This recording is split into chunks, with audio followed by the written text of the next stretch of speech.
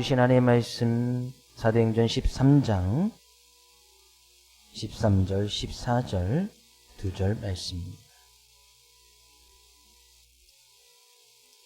두 절밖에 되지 않기 때문에 우리 함께 봉독하도록 하겠습니다.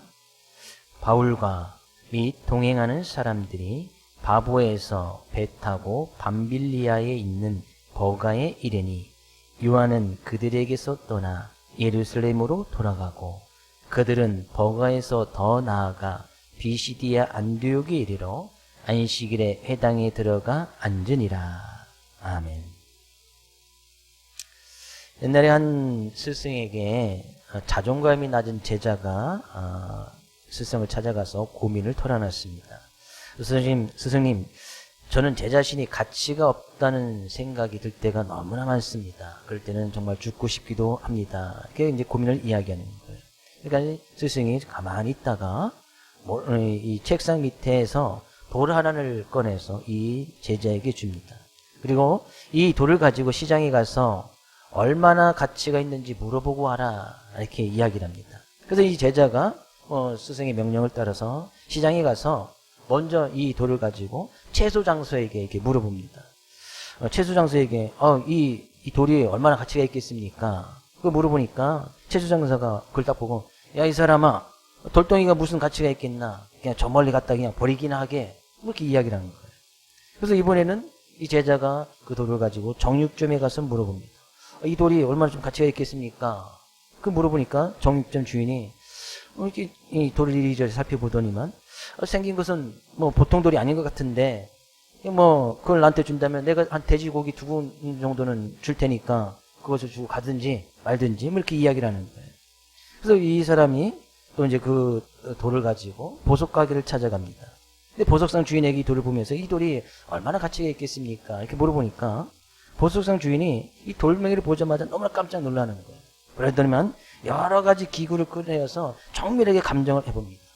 그리고 나서 이 제자에게 아주 이제 막 이 땀을 뻘뻘 흘려가면서 막 긴장하면서 이야기하는 거예요. 그래, 자네 얼마나 받고 싶은가? 얼마든지 부르면 내가 그 가격을 주고 이 돌을 사겠다, 이렇게 이야기하는 거예요. 사실 그 돌은 정말 가격을 매길 수 없는 아주 희귀하고 비싼 그런 보석이었는데 다른 사람들이 그것을 알지 못하는 것이죠. 스승이 제자에게 이렇게 이야기를 합니다. 알아, 이 돌 하나도 어떻게 보느냐에 따라서 귀하게 되고 하찮게 바라볼 수 있다. 그 돌의 가치를 알지 못하는 사람은 야채 장소는 그냥 갖다 버리라고 이야기하고, 돼지고기 정육점 주인은 그냥 돼지고기 2군 값으로 볼 수 있다. 그러나 그 돌의 값어치를 아는 사람은 정말 이 값어치를 매길 수 없을 만큼 정말 귀하고 보배로운 존재로 그것을 바라본다. 그러니 결국 내 자신의 가치는 네가 어떻게 내 자신을 바라보느냐에 따라서 그 값어치가 달라진다라고 이 스승이 제자에게 이야기해 주는 거예요. 우리는 하나님께서 우리를 택하여 불러주시고 하나님의 자녀 삼아주실 때 하나님께서는 우리에게 이런 말씀을 주셨어요. 이사야 43장 4절 말씀 가서 볼까요? 같이 읽어보겠습니다. 내가 내 눈에 보배롭고 존귀하며 내가 너를 사랑하였은즉, 그까지만 읽어보겠습니다. 하나님께서 우리를 보실 때에 너는 정말 내 눈에 하나님 보시기에 보배롭고 존귀한 자다. 그래서 내가 너를 사랑한다는 거예요. 우리는 어떤 사람이요? 보배롭고 존귀한 사람. 보배가 뭔지 아시죠? 그죠? 근데 다른 사람들은 그걸 몰라준다 할지라도, 그죠? 우리 자신은 하나님께서 정말 보배롭고 존귀한 자다. 하나님께서 우리를 그렇게 여겨주시니, 그죠? 우리는 그런 하나님께서 우리를 사랑하셨듯이 우리는 또한 그런 하나님을 사랑하고 내 자신 또한 정말 보배롭고 존귀한 사람. 보배로운 거면 보석 아니겠어요? 보배로운 거.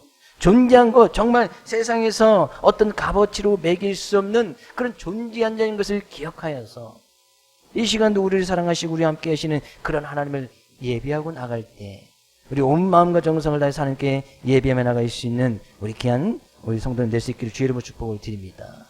우리 옆에 계신 성도님에게 내 자신이 누구인지 아는 사람만 상대방의 성도님이 이렇게 보이는 거예요. 성도님은 보배롭고 존귀한 자입니다. 이야기해 주세요. 옆에 계신 분이 그렇게 보이나요? 집에 갖다 꽁꽁 숨겨놔야지. 예? 보배롭게 좋은 게 한 거니까. 그렇죠? 그만큼 귀하고 소중하게 성도님들한테 또 여겨나갈 수 있기를 원해요. 우리는 그런 하나님을 정말 예배하고 나가는데, 그런 하나님이 그죠? 자기들의 삶 가운데서 어떻게 함께 하시고 그런 하나님이 어떻게 안 사람, 그죠? 우리는 본문 가운데서도 그런 사람들을 찾아볼 수가 있습니다. 근데 그런 하나님을 하나님께서 자기들과 함께하고, 그 하나님께서 자기를 그렇게 연약하고 부족함에도 불구하고 자기를 보배롭고 존귀한 게 여겨주시니, 그 하나님께서 주신 말씀을 붙들고 그들은 주님께서 인도하시는 그 길을 따라서 전도 여행을 다닐 수밖에 없었던 거예요. 우리 지도를 잠깐 볼까요? 뭐 이제 BCD 안디옥 보이시죠? 예, 바나바와 바울을 선교사를 파송했던 곳, 그죠? 어디지? 살라미 안디옥. 왼쪽, 오른쪽 위에, 그죠? 안디옥 교회 보이시죠? 안디옥 교회. 맞나요? 오른쪽 위에. 수리아 안디옥. 이제 거기가 이제, 원래 안디옥 교회. 보통 이제, 안디옥이라는 지명이 여러 군데 있어서, 이제 지명을 구별하기 위해서, 여기 이제, 수리아 안디옥. 오늘 이제 본문 말씀인데, BCD 안디옥이 또 나오는데, 수리아 안디옥에서 이제 선교사, 바나바와 바울을 파송하게 되어지죠. 그래서 이들이 바로 밑에, 실루기아로 내려가서 배를 타고 옆에 있는 구브로 섬 동편에 있는 살라미에 이르게 되고, 거기서 이제 섬 가운데 동편의 섭비를 쭉 지나서 바부라는 곳에 이르러서, 그 바부에서 또 배를 타고 바로 위에 있는 이제 밤빌리아 지역 안에 있는 버가라는 곳에 이르게 되어집니다. 그리고 그 버가에서 이제 오늘 본 말씀은 좀 더 나가서 바로 그 위쪽에 BCD의 안디옥, 그곳에까지 다다르게 되어져요. 예. 근데 우리가 이제 지도에서 보듯이, BCD의 안디옥이나 루스드라나 더베, 이 지역을 이제 크게 통틀어서 이제 갈라디아 지역이라고 이야기합니다. 그러니까 갈라디아 지역 안에 BCD의 안디옥, 루스드라, 더베 이렇게 있는 거예요. 그리고 이제 버가는 지역이 또 다릅니다. 이제 밤빌리아라는 지역 안에, 우리가 따지면 이제 도 정도 개념이 되겠어요. 밤빌리아라는 그런 도 안에 이제 버가라는 곳이 있고, 갈라디아라는 그 도 안에 이제 BCD 안디옥, 루스드라, 더베 이렇게 이런 지역이 있는 겁니다. 그래서 이제 갈라디아 지역 안에 우리가 너무나 잘 알지요. 신약 성경에 바울 사도가 갈라디아서를 쓴 곳, 갈라디아서. 그러니까 이 갈라디아 지역 안에 있는 교회의 대상으로 편지를 쓴 것이 바로 이제 갈라디아서예요. 근데 갈라디아 기안에 있는 루스드라나 더베, 또 BCD 안디옥 교회 성도들에게 어떤 복음의 귀한 메시지를 전한 것이 이제 갈라디아서다. 자, 우리가 그렇게 이해하시면 될 것 같습니다. 지도 이해되시죠? 그래서 오늘은 이제 버가에서 BCD의 안디옥 그 사이에 있었던 일을 성경은 이야기를 하고 있는데, 오늘 본 말씀에 가서 우리가 먼저 좀 살펴봐야 될 것이 있습니다. 13절 앞부분에 가서 먼저 한번 볼까요? 13절 이렇게 시작을 하고 있습니다. 바울과 및 동행하는 사람들이 바부에서 배 타고 밤빌리아의 버가에 이르니, 이제 바부에서 버가에 이르렀다는 거예요. 근데 지금 사도행전에서 이 안디옥 교회에서 처음에 선교사를 파송했을 때는 바나바와 사울, 바나바가 항상 앞에 있었습니다. 바나바와 사울을 선교사로 파송했어요. 근데 지금 13절에 가서 보면 이제 바나바의 이름은 점점 이제 성경 속에서 사라집니다. 바울과 및 그와 동행하는 사람들. 그럼 그와 동행하는 사람들 가운데서는 이 바나바도 있었겠지요. 근데 바나바 일이 점점 사라지는 거예요. 그리고 성경은 바나바와 사울을 이야기하다가 이제 그 사울을 바울로 호칭하고 있습니다.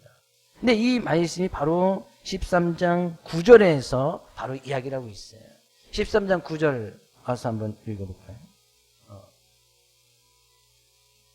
사도행전 13장 9절에서는 바울이라고 하는 사울이 성령이 충만하여 그를 주목하고, 이 구브로섬 안에 있는 바보라는 지역에서 복음을 증거할 때 그때 사울이 이렇게 칭하고 있어요.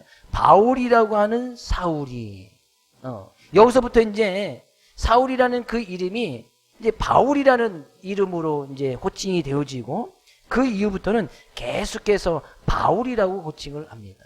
우리가 잘 아는 이제 그 바울이 여기서부터 나오게 되어지는 거예요. 근데 이 사울은 원래 이제 사울의 이름은 바울의 이름은 사울이었잖아요. 근데 사울의 이름은 이제 히브리식 유대인들에 관한 이름의 표기고 바울은 그가 이제 당시에 로마의 바울이 이제 로마의 시민권도 갖고 있었고 로마의 영향력을 갖고 있었기 때문에 그 사울을 로마식 표현으로 하면 이제 바울이 되어지는 거예요. 물론 이제 여기서 이제 하나님께 이제 그가 사울과 바울 동시에 두 이름을 가지고 있었지만 그 전에는 사울로 칭하다가 여기서 이제 바울로 뭐 그 사이에 뭐 하나님께서 성령님께서 이제 이 사울에게 감동을 주셨든지 또 이제 또 바울이 자기 자신이 어떤 모습을 하나님 앞에 서야 될지를 너무나 잘 알아서 그 이후부터는 이제 바울의 모습으로 살아가요. 근데 처음에 이 사울이라는 이름을 가졌을 때는 뭐 우리가 자녀들의 이름을 지을 때면 아, 그 이름처럼 살아갔으면 좋겠다라는 그런 의미로 자녀에게 이름을 짓지 않습니까? 사울이 어떤 사람이에요? 사울 잘하면 이제 이스라엘 나라의 초대 왕 사울, 그 이름이 사울 아니겠어요?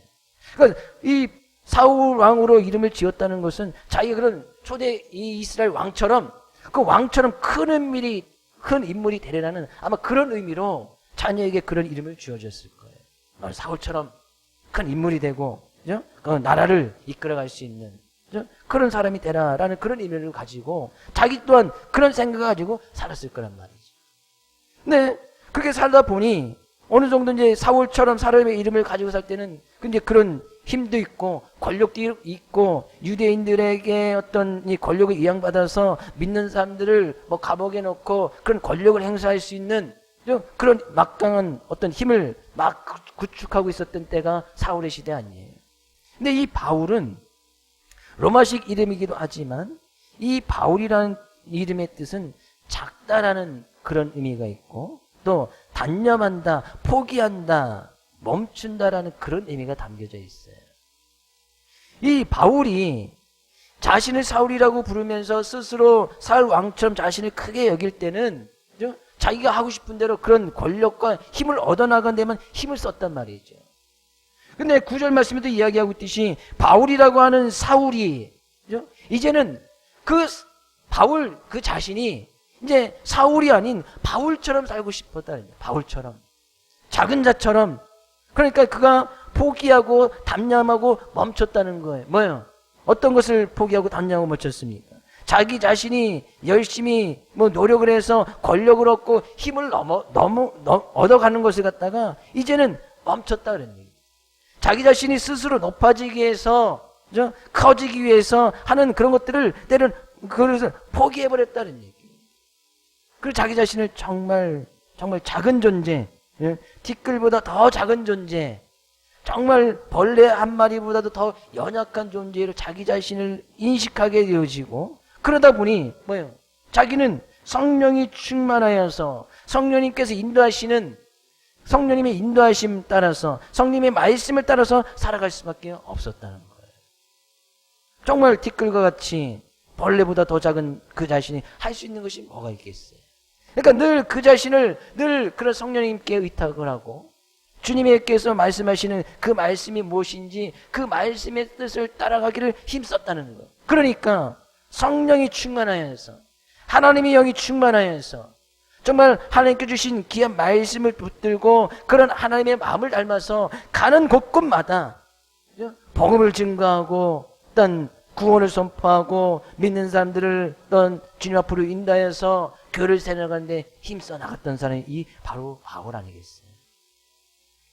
결국에는 우리의 삶의 모습 가운데서도 우리 자신을 볼 때에 하나님께서 우리를 정말 보배롭고 존귀한 자로 하나님께서 그렇게 여겨주신단 말이죠.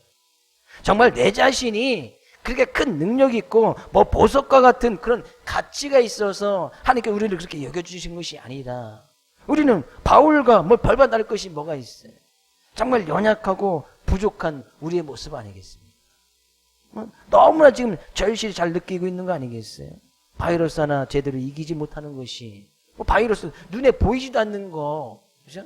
어떻게 어디서 뭐 간염이 될지 전염이 될지 막 그것 때문에 막 두려워하고 떨고 있는 그거 하나조차 이기지 못하는 것이 우리의 연약한 모습 아니겠어요? 근데 그런 가운데서 우리가 진정으로 구해야 될 것이 뭐예요? 이 바울처럼 내 자신의 연약하고 부족함을 인정을 하고 그 우리 자신이 연약해서 하나님께서는 연약하지만 하나님께서는 그럼에도 불구하고 우리를 보배롭게 존귀한 자로 여겨주시고 우리를 사랑해 주셨으니 그 하나님께서 인도하시는 대로 그 하나님의 말씀을 따라서 우리는 그 하나님이 인도하시는 대로 성령님께서 인도하시는 대로 따라가는 것이 성령 충만의 모습이고 난 하나님의 자녀된 모습이다 그런 얘기예요. 그러니 우리는 바울처럼 성령이 충만한 삶, 성령님께서 말씀하시는 대로 성경이 이야기하는 대로 하나님의 뜻을 따라서 우리가 연약하고 부족함에도 불구하고 하나님께서 우리의 삶을 인도해 주시고 우리의 삶을 하나님께 온전히 맡겼을 때 하나님께서 그 바울을 통해서 역사하시고 놀라운 기적들이 나타난 것처럼 저는 우리 사랑하는 성도님의 삶의 모습을 통하여서 하나님께서 함께 하시는 역사가 충만히 일어날 수 있기를 주의 이름으로 축복을 드립니다. 그래서 이제 바울처럼 살아가는 거예요. 근데 이 바울과 및 그에 동행하는 사람들이 바브에서 배를 타고 밤빌리아 버가에 이르게 되어지는데 그 버가에서 생긴 일을 13절 말씀을 한 가지 사건을 이야기를 하고 있습니다. 13절 말씀 다시 한번 읽어볼까요? 바울과 및 동행하는 사람들이 바브에서 배 타고 밤빌리아에 있는 버가에 이르니 요한은 그들에게서 떠나 예루살렘으로 돌아가고 거기서 생겼던 일이 하나가 뭐예요? 거기에서 그 바나바와 바울과 바나바의 수행원이었던 이 마가 요한이 마가는 이제 마가도 여기서 마찬가지. 마가는 로마식 표현 이름이고 요한은 히브리식 표현 이름입니다. 그러니까 유대인의 이름이에요. 근데 이제 로마의 지배를 받으면서 그것을 갖다 이제 로마식으로 이름을 바꾸니까 이제 마가가 되어지는 거예요. 그래서 우리는 이제 흔히 이제 마가라는 이름이 더 친숙하니까 마가라고 이제 보통 이렇게 칭합니다. 이 마가는 우리가 잘 알다시피 마가복음을 저술했던 사람이 이 마가예요. 이 마가는 우리가 앞에 분에 살펴보았듯이 바나바의 사촌 동생이기도 하고, 난 바울과 바나바가 선교여행을 갈 때 그의 수행으로 같이 동참했던 사람이 이제 처음 이제 선교사로서 파송되었을 때 같이 그 일에 동참했던 사람이 이 마가 요한이었단 말이에요. 근데 이 마가 요한이 같이 동행하고 구브루 섬을 지나서 버가에 이르렀는데 여기서 웬일로 이 마가 요한이 거기서 이제 선교행을 중도 포기를 하고 자기 이제 살 길로 원래 예루살렘 자기 원래 집이 있던 예루살렘으로 돌아가 버리고 맙니다. 성경학자들은 이 마가 요한이 왜 돌아갔을까? 뭐 여러 가지 이제 설을 이야기를 하고 있어요. 여러 가지 설이 있습니다. 근데 정식적으로 이것이 맞다라고 하는 이야기는 없습니다. 근데 여러 가지 이유가 있는데 이제 여러 가지 이유 몇 가지 좀 살펴보면 이 마가 요한이 원래 처음부터 자기는 여기까지만 가겠다, 버가까지만 가겠다라고 약속했기 때문에 거기서 돌아갔다라고 이렇게 주장하는 사람들도 있고요. 근데 그것은 좀 맞지 않는 것 같아요. 처음에 주장했으면 이들이 성령의 인도하심을 따라서 이동했기 때문에 뭐 성령님께서 거기서 이제 그만둬 그랬으면 뭐 거기서 돌아가도 되지만 그 이후에 바나바는 또 다른 곳으로 이동했단 말이죠. 그러니까 이것은 좀 맞지 않는 것 같고 또 이 대부분의 성경학자들이 이것을 좀 주장을 하는데 바나바의 사촌 동생이었지 않습니까? 근데 그래서 처음에 선교할 때는 바나바가 항상 앞에 있었어요. 바나바가 항상 앞에 있었다는 것은 그 전도팀의 중심이 바나바를 중심으로 팀이 꾸려졌단 말이에요. 그래서 바나바와 사울 이렇게 이야기하는데 바로 그 전 지역에서 바보라는 지역에서 이제 바울이라는 사울이 이제 이 성령 충만에 의해서 복음을 증거하게 되어지고 그 이후부터는 계속해서 이제 바울이 그 전도팀의 중심이 되어지는 거예요. 그러니까 오늘 13절에서도 바울과 및 그 동행하는 사람들, 바나바의 이름은 이제 언급도 하고 있지 않아요. 우리는 바나바에서 이미 앞에 살펴봤기 때문에 그 바나바에서는 더 설명을 안 드리지만, 뭐 반론 바울이 있기 위해서는 바나바 같은 사람이 있었기 때문에 바울이 있을 수 있었다. 우리가 좀 살펴보았습니다. 근데 마가가 보기에는 이 그래도 이 사촌 형이었던 바나바가 중심이 되다가 어떻게 이제 이 팀의 중심이 바울로 이렇게 넘어간 거예요. 그러니까 이 마가 보기에 그것에 대한 어떤 불만을 좀 품고 중도에 하차하지 않았을까 이렇게 생각하는 경우도 있고, 또 어떤 경우에는 이 버가라는 지역은 이제 바로 이제 해변에 있기 때문에 지형이 좀 낮은 곳입니다. 근데 그 낮은 지형이 낮은 곳인데 우리가 이제 그곳에서 버가에서 비시디아 안디옥 쪽으로 이제 이들이 전도팀이 이제 가지 않습니까? 근데 비시디아 안디옥 쪽으로 가는데 여기는 아까 지도에도 보였지만 이제 고산지대예요. 산이 이렇게 쭉 있단 말이죠. 산이 있는 고산지대예요. 그리고 그것을 지나가려고 하면 또 이제 많은 당시에 많은 강도들이 있었고 산적들이 있었고 그런 도굴이 있었다고 또 이야기하는 책도 있습니다. 그리고 그 거리가 한 200km나 정도 떨어지는 거예요. 버가에서 BCD 안디옥까지. 그러니 그 높은 산맥을 지나가야 되고 산을 지나가야 되고 그러다 보니까 미리 이제 겁을 먹어서 돌아가지 않아야 했나 이렇게 생각하는 사람도 있고, 또 이 버가라는 지역에 온갖 이제 전염병이나 이런 이제 그런 지역병들이 심해서 아마 이 병에 걸려서 이 마가가 돌아가지 아니었을까. 하여튼 뭐 여러 가지 이야기가 있습니다.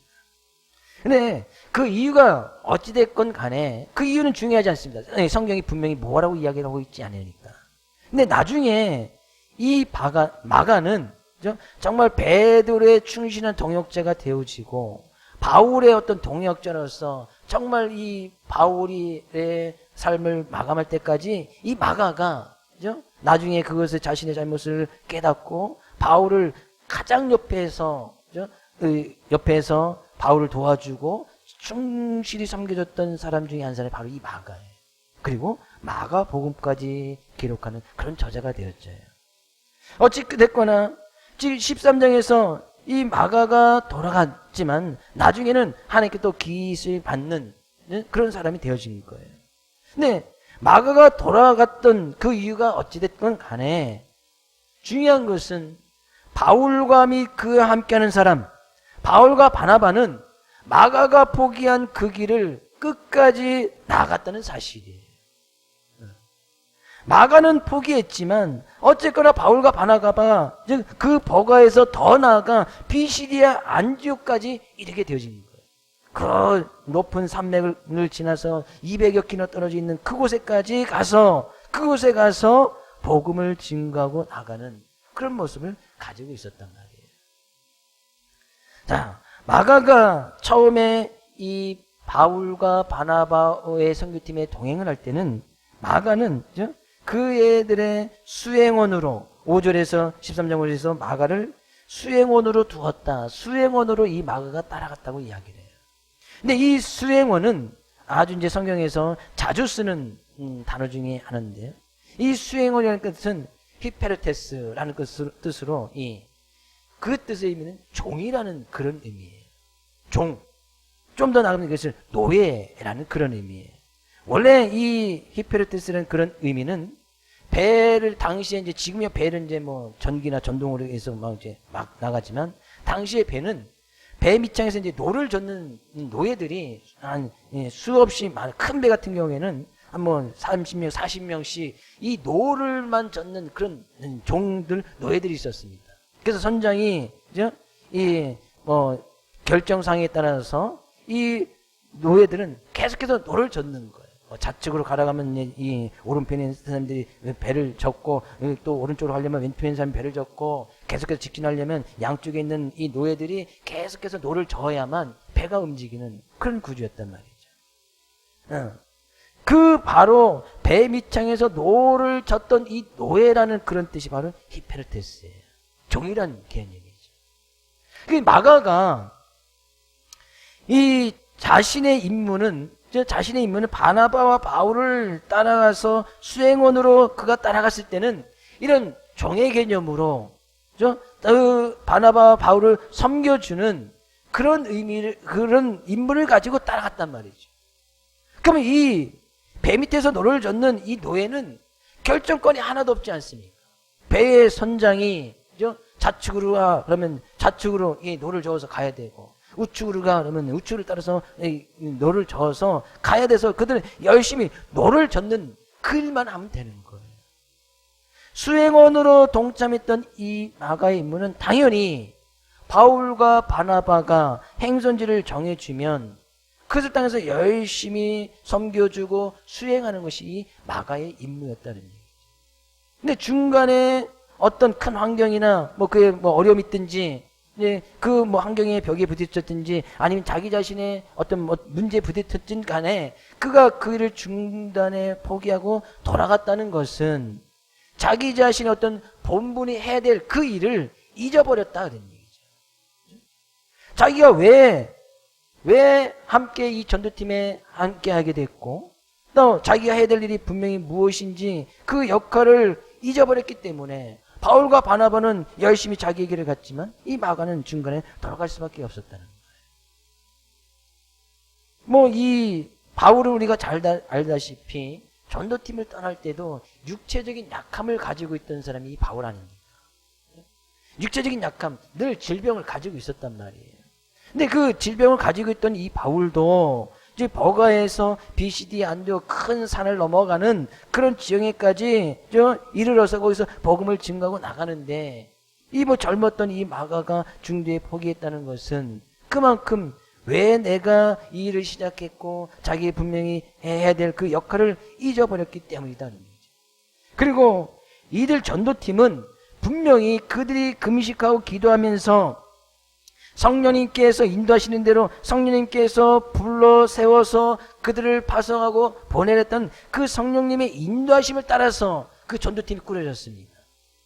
그러면 이들 팀에는 바울과 바나바, 마가가 동행하고 있지만 그 팀 가운데서 항상 성령님께서 함께하고 계셨고 하나님께서 늘 함께하고 계셨단 말이에요. 왜? 성령님께서 인도하신 대로 그들이 따라갔으니까. 근데 마가는 그것 또한 잃어버린 거예요. 큰 환경의 벽에 부딪히다 보니 자신이 해야 될 그 일을 잃을 뿐만 아니라 그 하나님께서 늘 함께 하시고 성령님께서 늘 함께 하시는 그런 하나님의 놀라운 은혜를 잃어버렸다. 그런 의미가 담겨져 있는 거예요.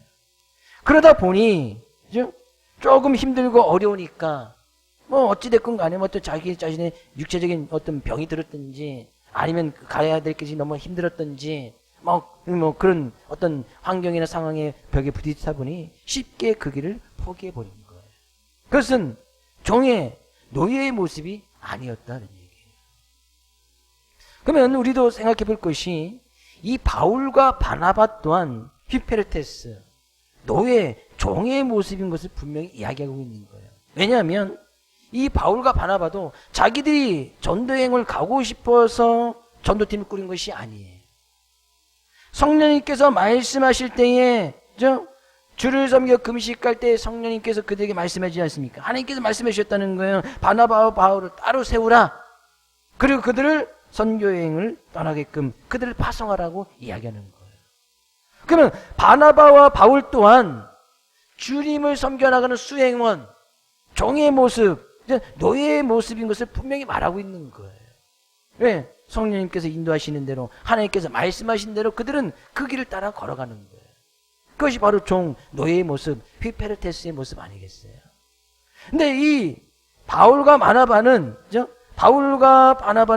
그와 함께 있던 전도팀들은 늘 자신의 본분이 무엇인지 성령님께서 인도하시면 인도하시는 대로 성령님께서 말씀하시면 말씀하시는 대로 그 말씀을 따라 자신의 본분의 정체성을 잊지 아니하고 뿐만 아니라 그렇게 믿고 나갈 때 성령님께서 늘 함께 하시고 하나님께서 늘 그들과 함께하고 계심을 이 바울과 바나바는 잊지 아니하고 나갔단 말이에요. 그래서 풍병이 들든 연약함이 있든 부족함이 있든 환경의 벽에 부딪히든 바울과 바나바는 그들에게 맡겨진 그 일을 잘 걸어갔다는 얘기예요.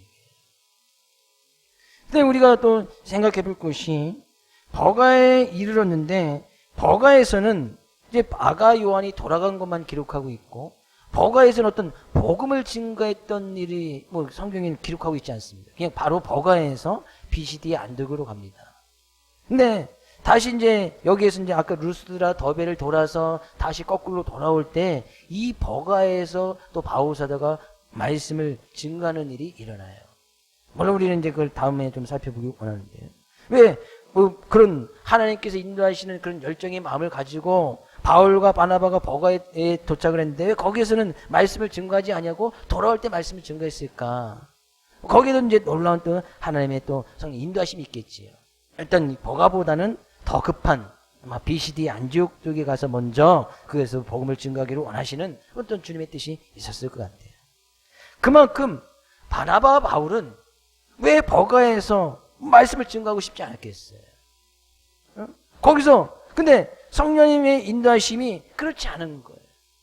일단은 버가라는 곳에 이르렀지만 빨리 더 나아가서 BCD 안디옥 쪽에 먼저 가서 그것에 이르게끔 뭐 그 길 가는 것이 바로 옆 동네도 아니고 버가에서 BCD 안디옥까지는 큰 산이 있고 한 거리가 한 200km나 떨어지는 곳이라고 말씀을 드렸습니다. 뭐 지금이야 차 타고 뭐 가면 한 2-3시간이면 갈 수 있는 그런 거리 아니에요. 근데 뭐 거기 또 산도 있고 당신은 걸어서밖에 이동 수단이 걷는 것밖에 더 있겠어요. 육체적으로 연약함이 있던 그 바울이 큰 산을 타고 올라가면서 200km를 간다는 것은 쉬운 일이 아닌 거예요. 좀 버가에서 좀 복음도 증가하면서 또 며칠도 쉬고 또 거기서 이제 육체적인 약함이 있는 것을 갖다 좀 충전도 하고 그다음에 이렇게 이동하면 좋았을 텐데 어쩌면 주님의 뜻이 거기에 있지 않은 거예요. 근데 이 바울과 바나바는 그 말씀 앞에 순종하고 나갔다는 얘기예요. 이것이 성령 충만의 모습인 거예요.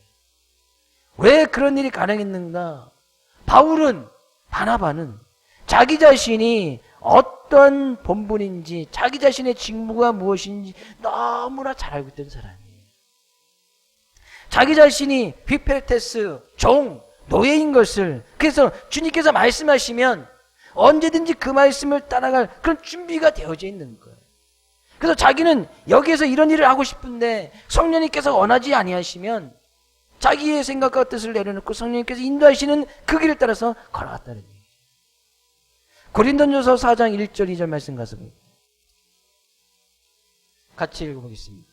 사람이 마땅히 우리를 그리스도의 일꾼이요 하나님의 비밀을 맡은 자로 여길지어다. 그리고 맡은 자들에게 구할 것은 충성이니라. 사람이 마땅히 우리를 그리스도의 일꾼이요. 여기서 일꾼이라는 이 단어가 수행원, 휘페르테스라는 그 단어를 동일하게 사용하고 있어요. 종, 노예다.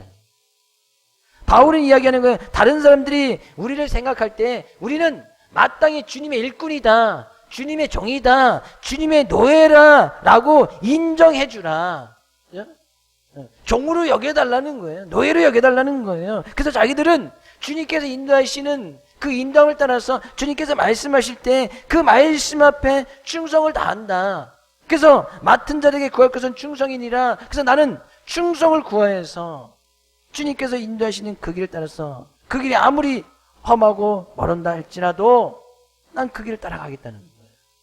그러니 바울과 그들의 앞에 있는 큰 산맥이 그들에게는 걸림돌이 될 수 없었던 거예요.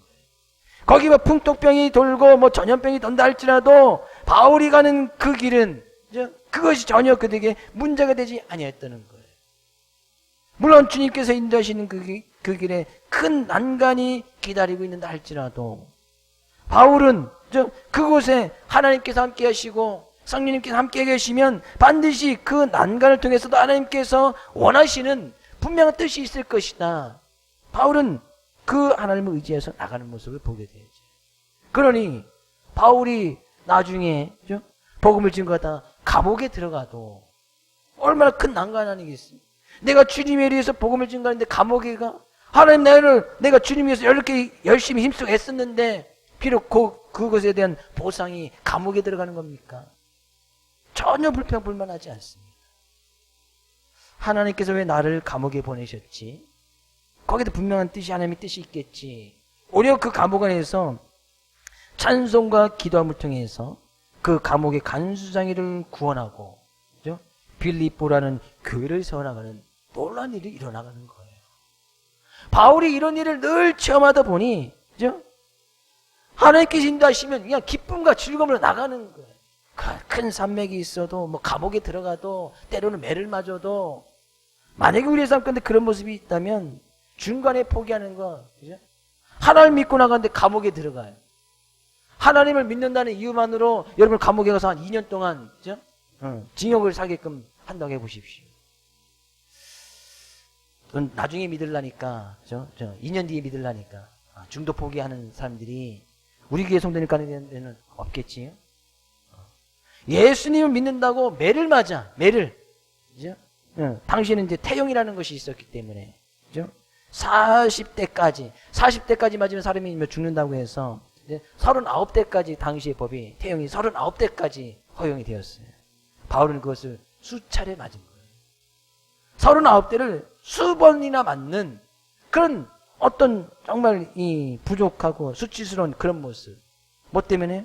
자기 자신이 뭐 잘못했기 때문에 단순히 복음을 증거한다는 그 이유 하나로. 우리가 예수님 믿는데 수차례 뭐 매를 맞는다고 생각해 보십시오. 매. 예수 믿는다고, 그죠? 감옥에 집어넣고, 거기서 또 이제 태형을 가하고, 중도 하차하거나 포기하는 사람들, 우리 교회 성도님과는 없을 줄을 믿습니다. 얼마나 힘든 거예요. 내가 예수님 믿고서 충성을 다해서, 그래, 내가 주님을 믿는 종으로 노예로 살아가야지, 그죠? 그런 모습으로 살아가는데, 결국 보상이 하나님께서 함께 해주신다고 믿고 나가는데, 결국 함께 하는 것이 감옥에 들어가고 매를 맞고, 늘 연약하고 부족한, 뭐 질병을 달고 살아야 되고, 그죠? 풍요롭고 풍족한 삶은 이미 물 건너갔고, 그죠? 맨날 이렇게 떠돌아다니고 선교 생활을 하는데, 어디 뭐 제대로 된 정착 생활을 했겠습니까? 뭘 했겠습니까? 그죠? 그런 것도 없고, 쟁이들의 어떤 삶의 편안이라는 것은 이미 물 건너간 거예요. 그런 삶의 모습이 계속되는 가운데서도, 바울 사도는 한 번도 불평이나 불만을 하지 않습니다. 그것 때문에 근심 걱정하지 않는 거예요. 이유는 너무나 간단합니다. 자기 자신이 어떤 존재인지 분명히 잘 알았어요. 자기 자신은 히페르테스, 종, 노예, 하나님께서 말씀하시면 그 말씀을 따라가야 되는 종인 것을 너무나 잘 알았는 거예요. 근데 이 자신의 본분의 모습을 망각하면 바울 사도가 이만큼 선교 역사의 길이 남을 그런 일을 바울 사도는 감당하지 못했을 거예요. 바울이 될 수 없었다는 얘기죠. 뿐만 아니라 자기가 그런 종과 노예의 모습으로 나아갈 때에 그 가운데서 하나님께서 늘 그의 삶 가운데서 함께 하신다는 그런 하나님에 대한 분명한 인식이 있었기 때문에 자기는 결코 두려움이 없었던 거예요. 바울은 이 두 가지를 너무나 잘 알고 있는 거예요. 내 자신의 모습과 그런 모습을 가지고 주의 말씀을 따라갈 때 하나님께서 항상 자기들과 함께 하신다. 자기가 함께 하신다. 어떤 어려움이 있어도 고난이 있어도 자기가 늘 함께하고 계신 그 하나님에 대한 분명한 인식과 확신이 있었기 때문에 자기는 그 어떤 환경의 여건도 걸림돌이 되지 아니하고 오히려 그것을 뒤돌림을 삼아서 주님께서 맡기신 일을 잘 감당할 수 있었다는 거예요. 우리가 말씀과 기도를 통해서 경건 훈련이라는 것을 합니다. 말씀을 묵상하고 늘 주님 앞에 기도하는 그 모습으로 나가는 우리 경건 훈련을 합니다. 그 하는 이유는 내 자신의 모습이 말씀에 비추어서 내 자신이 어떤 모습인지 우리 자신의 모습을 잘 보기 위함이고, 뿐만 아니라 우리와 늘 함께 하신 우리의 삶의 어떤 부분에서도 우리를 사랑하시고 우리를 정말 보배롭고 존귀하게 여겨주시는 그 하나님께서 우리와 늘 함께하고 계시는 그 하나님에 대한 분명한 인식, 함께하고 계신 그런 확신을 가지기 위해서 늘 말씀과 기도라는 경건의 훈련을 하는 거예요. 그러니 이 말씀 없이 기도 없이 살아간다는 것은 내 자신의 어떤 존재를 분명히 아는 것이 쉽지 않은 거예요. 하나님께서 우리의 삶과 늘 함께 하시고 동행하신다는 그 하나님에 대한 분명한 인식과 그 하나님에 대한 확신을, 그 확신을 잊어버리가 망각하기가 너무나 쉽다는 얘기예요. 그러면 조금만 어려우면, 조금만 난란이 오면, 조금 근심거리, 걱정거리 오면 쉽게 그냥 돌아서거나 자기 갈 길 가거나 자기 살 집을 찾아가거나 그런 경우들을 너무나 많이 보고 있지 않습니까? 오늘 본 말씀을 통해서 우리의 자신의 모습은 정말 종과 같은 모습, 노예 같은 모습, 오직 우리가 구할 것은 충성인 것을 말씀을 통해서 깨달고 알아나갈 수 있기를 주의 이름으로 축복을 드립니다. 뿐만 아니라 그런 모습으로 나갈 때 성령이 충만하다는 것은 하나님께서 성령님께서 늘 함께 해주신다는 사실이에요. 우리 시편 121편 3절에서 8절 이 말씀의 결론으로 삼고 말씀을 마칠까 합니다. 같이 한번 읽어보겠습니다. 여호와께서 너를 실족하지 아니하게 하시며 너를 지키시는 이가 졸지 아니하시리로다. 이스라엘을 지키시는 이는 졸지도 아니하시고 주무시지도 아니하시리로다. 여호와는 너를 지키시는 이시라. 여호와께서 내 오른쪽에서 내 그늘이 되시나니 낮에 해가 너를 상하게 하지 아니하며 밤의 달도 너를 해치지 아니하리로다. 여호와께서 너를 지켜 모든 환난을 면하게 하시며 또 내 영혼을 지키시리로다. 여호와께서 너의 출입을 지금부터 영원까지 지키시리로다. 아멘. 그러나 하나님께서 이 한 주간도 여러분 삶 가운데서 늘 함께 하시고 동행하시고 그러나 하나님의 보호하심 속에서 우리에게 맡겨진 그 일에 충성을 구하고 나가는 우리 사랑하는 모든 성도들 될 수 있기를 주의 이름으로 축복을 드립니다.